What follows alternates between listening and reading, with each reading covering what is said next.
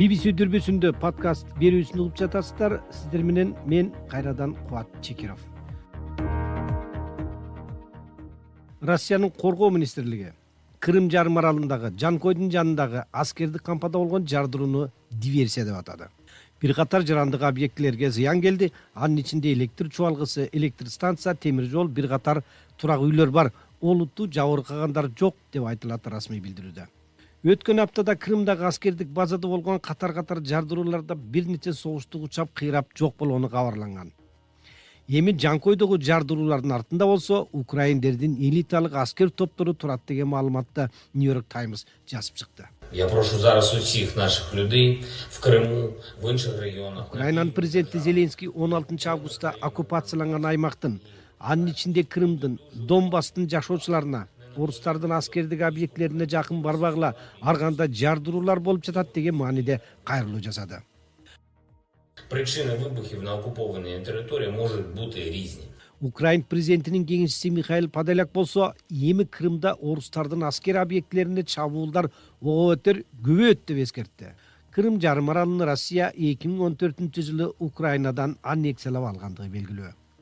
Россиянын федералдык коопсуздук кызматы бул айда Украин диверсанттары Россиянын өзүндө эле жогорку чыңалуудагы линиянын 6 көмөкчү чордонун жардырганын кабарлады. Коргоо министрлиги өз кезегинде шейшембиде Крымда болгон жардыруулар Майский кыштагынын жанындагы октары сакталган камбада жергиликтүү убакыт боюнча 6:15 болгонун кабарлады. Крым татарларынын лидери Рефат Чубаров жардыруулардын добушу бүт талаага чейин угулганын айтууда. Эвакуировано больше 3000 человек сегодня. Коргоо министрлигинин маалыматында олуттуу жоготуулар жок экени айтылат, бирок Россия Крымга дайындаган жергиликтүү башчы Сергей Аксенов жардыруу болгон жерге барып, 3000 адам эвакуация болгонун, 2 адам жарадар экенин билдирди. Пострадавших двое официально на сегодняшний день. Это один человек с осколочным ранением. Бир адамга осколка тийип жарадар болгон, экинчисин дубал басып калган. Алардын өмүрүнө эми коркунуч жок, деди ал.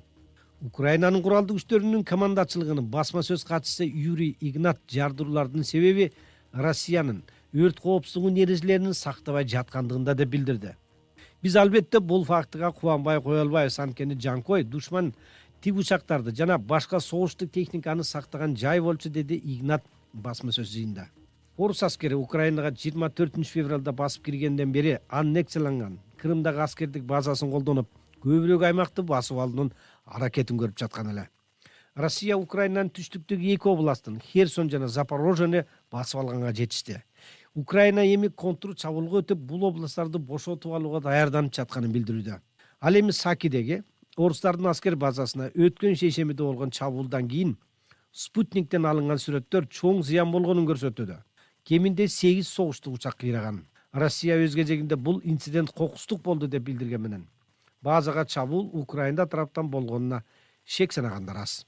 Улуу Британиянын коргоо министрлиги жардыруулар Россиянын аскер деңиз флотунун Кара деңиздеги авиациялык мүмкүнчүлүгүн бир топ эле азайтып салганын билдирди.